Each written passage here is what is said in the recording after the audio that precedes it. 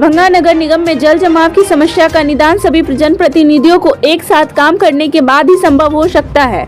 वहीं पूर्व पार्षद प्रतिनिधि के वर्तमान पार्षद के कार्यों को सराहनीय कार्य बताया। दरभंगा नगर निगम क्षेत्र में अकेला पार्षद या महापौर या उप महापौर के कार्य करने से समस्या का निदान करना मुश्किल है।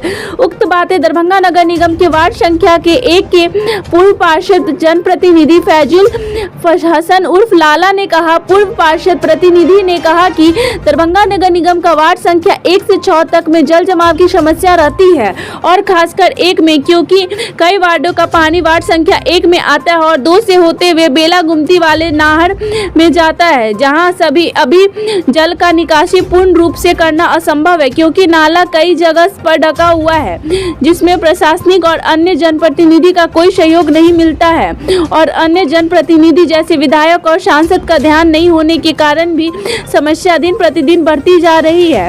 वही वर्तमान पार्षद ने सड़क का निर्माण, नाला का उड़ाहीकरण, तालाबों का उड़ाहीकरण, साफ सफाई, आयुष्मान कार्ड, श्रम कार्ड, बिजली की व्यवस्था पर हर गली में बिजली का बल्ब लगवाने, समरसेबल से लेकर चापाकल लगवाने का कार्य किए हैं, जिस पर पूर्व जनप्रतिनिधि ने भी काफी सराहनीय कार्य बताया। लेकिन पूर्व पार्षद प्रतिनिधि ने कहा कि केवल पार्षद और महापौर के कारण करने से वार्ड की समस्या का निदान होना मुश्किल है। यदि होता तो वर्तमान में जो पार्षद है वह कर ली होती, क्योंकि वह बहुत काम की है कुछ ही दिनों में।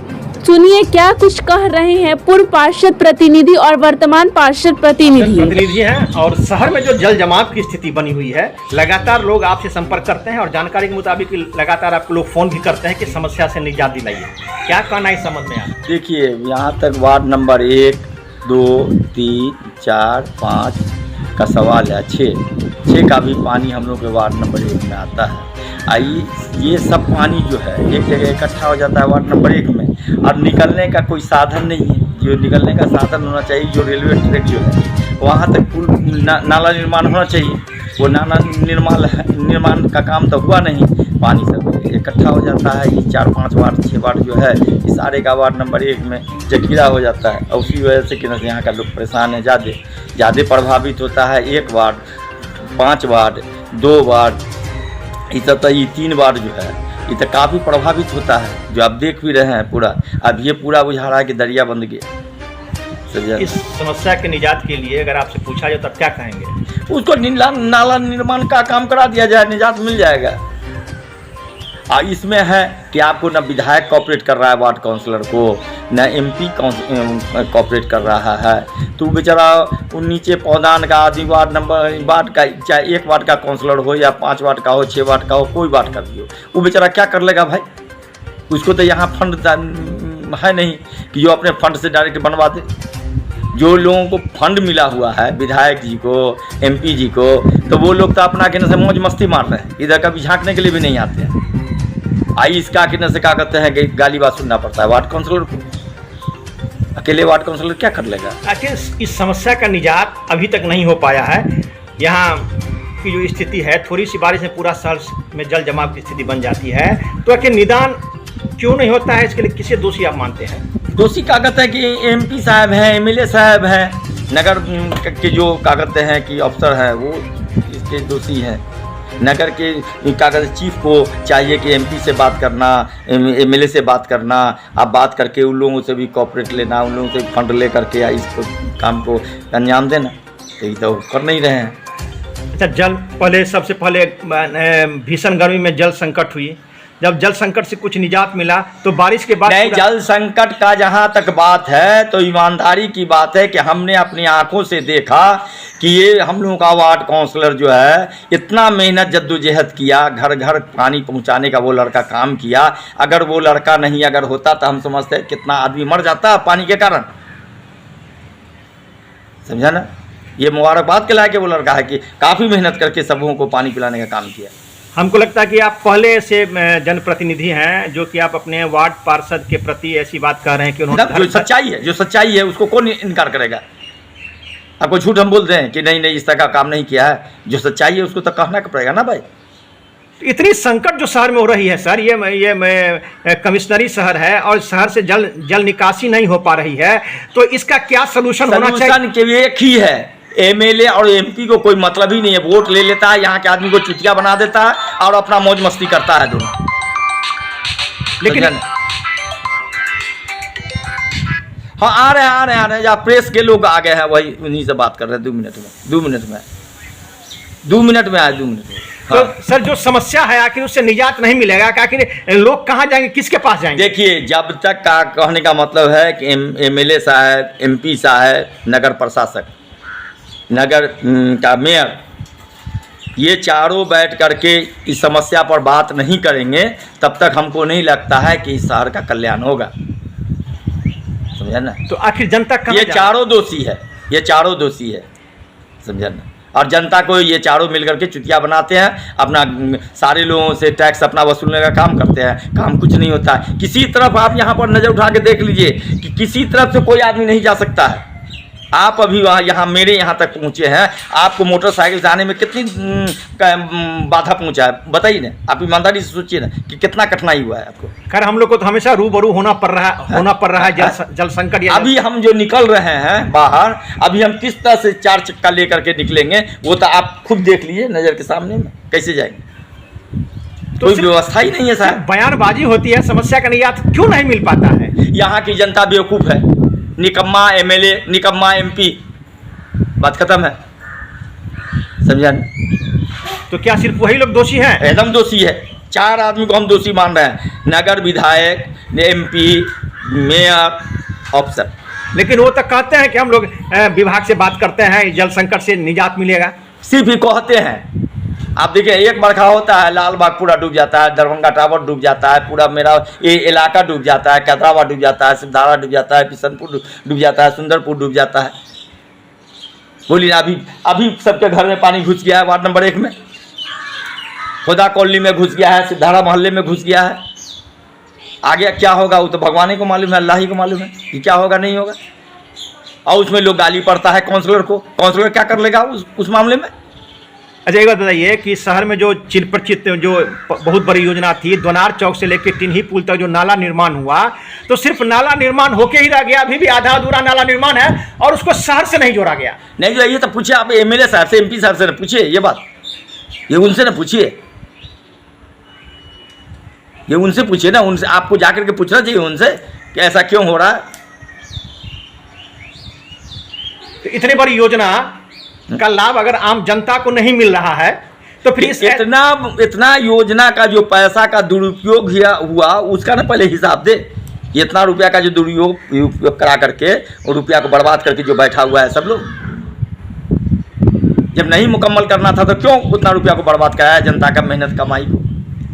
लेकिन सरकार तो करोड़ों खर्च कर रही है। तो कर रही थी, कहाँ उसका उपलब्धि कुछ होना चाहिए ना। हो क्या उपलब्धि देखिए आप जाकर के देखिए ये क्या उपलब्धि हुआ है।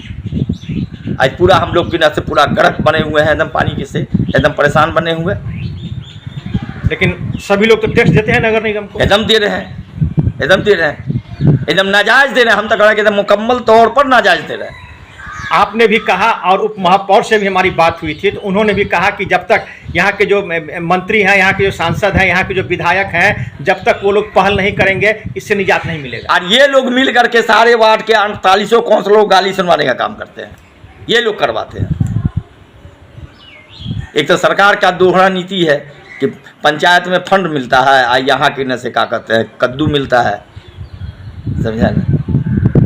तो आपका ये ना कहना है कि सरकार की जो नीति है वो गलत है। तब हम लोग तो पार्टी के होते हुए भी कहते हैं कि गलत है।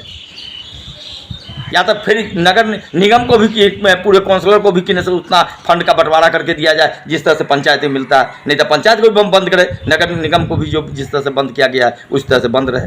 पंचायत में क्यों देगा पैसा? अब नगर निगम के पार्षद को क्यों नहीं देगा पैसा? इसके लिए, इस समस्या के समाधान के लिए क्या होना चाहिए? हम लोग बराबर कह रहे हैं इस तरह का बात होना चाहिए, दोहरी नीति नहीं होना चाहिए। आपका ये कहना है कि जब तक राजनीति ऊंचे स्तर से पहल नहीं होगा शहर की स्थिति यही रहेगी। हमने तो उस दिन भी परसों तरसों आए हुए थे, सिद्दीकी साहब थे और भी बहुत सारे लोग थे। हमने उन लोगों के बीच में भी ये बात रखे थे कि एक बरखा पानी होता है तो सारा का सारा के न शहर डूब जाता है, मोटरसाइकिल के साइलेंसर में पानी घुस जाता है, सारा का सारा गाड़ी के न से बंद हो जाता है। इस तरह से है कि आदमी निकल नहीं सकता है, कोई जा नहीं सकता है, कोई आ नहीं सकता है। क्या उन्होंने क्या जवाब दिया आपको? कहा कि हाँ हम लोग प्रयास करते हैं, बात करते हैं डीएम से, तब फला से तो चलना चाहिए, हुआ इतना ही कहोगे अपना चल दिए वो लोग। तो सिर्फ क्या आश्वासन देते हैं बड़े नेता जो हैं? जी समझा ना। अब सिद्दीकी साहब से भी बात हुई है तो बोले हैं कि ठीक है हम डीएम साहब से बात करके और मामलात को जानते हैं कि क्या है नहीं है, कैसे होगा, इसका निजात कैसे मिलेगा। फिर 2-4 रोज में हम लोग जाएंगे पटना, उनसे मिलेंगे कि क्या बात हुआ नहीं। अच्छा, लगातार आप जो शहर की समस्या को लेकर मुख्यमंत्री से और जो यहाँ के जो जनप्रतिनिधि हैं बड़े बड़े, आप उनसे मिलते हैं तो क्या आश्वासन मिलता है आपको? तो आश्वासन तो उन लोगों का भी कहना है कि भाई वहाँ के जो विधायक हैं, एमपी हैं, उन लोगों को कि न से इसको देखना चाहिए ना। उनका कहना भी तो सही है, सिर्फ वोटें लेने का मालिक है, मगर यहाँ की जनता बेवकूफ़ है, हम लोग बेवकूफ़ आदमी हैं, हम लोग वोट दे देते हैं, मगर वोट के बाद तो वो राजा बन गया, हम लोग कि न से अपना झेलते रहते हैं 5 साल, अब वही झेल रहे हैं अभी। तो आप कहते हैं कि सामूहिक प्रयास के बाद ही इस समस्या का समाधान होगा? एकदम, जब तक ये लोग नहीं चाहेंगे नहीं होगा। ये चारों मिल करके जब तक नहीं बैठेंगे, अब बैठ करके इसका निदान नहीं निकालेंगे तब तक नहीं होगा।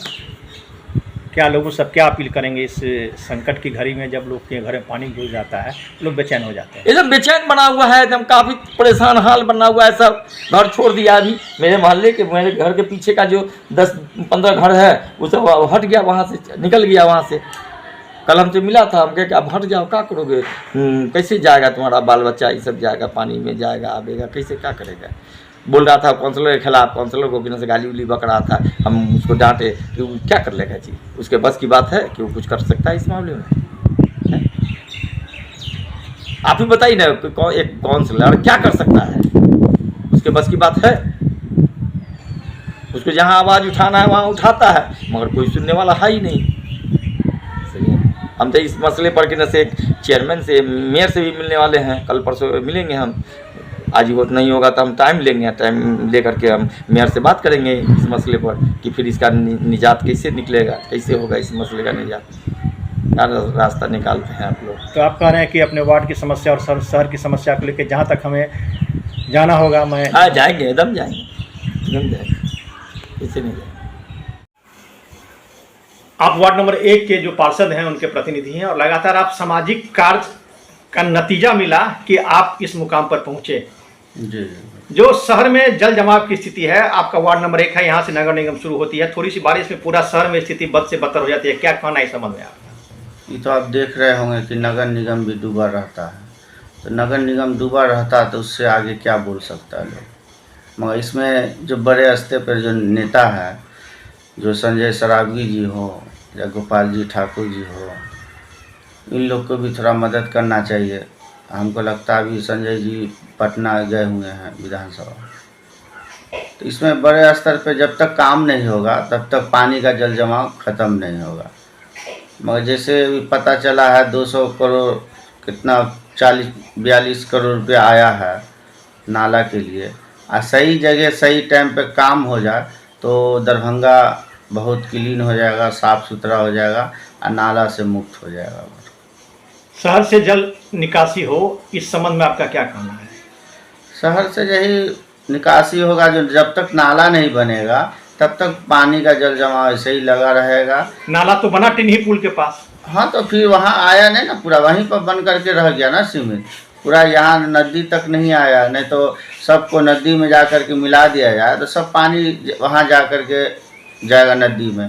और यहाँ तो वहीं कहीं कहीं पर बना दिया, छोड़ दिया, कहीं पर ठेकेदार का गलती है, कहीं पर नगर निगम का गलती है, तो इसमें क्या कर सकता है लोग पार्षद। लेकिन सबसे बड़ी योजना जो टिन्ही पुल से लेकर दोनार चौक से लेकर टिन्ही पुल तक नाला निर्माण हुआ, बहुत नाला निर्माण हो गया, अगर उसको शहर से कनेक्शन कर दिया जाता तो कहीं ना कहीं उस निकास हो जाता, पानी का निकास हो जाता। अब वही नहीं, यही देख लीजिए वार्ड नंबर 1 में बेला में जाम किया हुआ है, जो बिहार सरकार पोखर सब है उसको भरा करके लोग मट्टी भर भर करके ज़मीन बेच करके मकान तक बना दिया। अब उसको कितना अतिक्रमण करेगा, कैसे क्या करेगा।